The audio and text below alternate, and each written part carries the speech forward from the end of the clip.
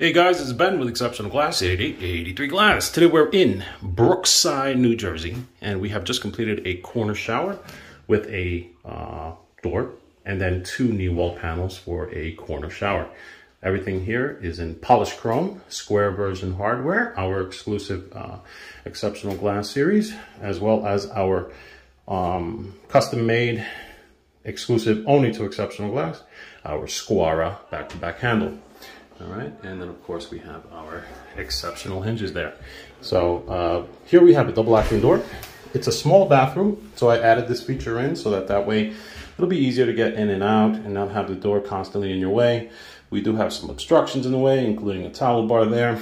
And then of course we have the shower head as an obstruction as well. So instead of limiting the door only to go out, having just one option, we made it so that it can open both ways. All right. There we go. See, so you have some options, and everyone likes options.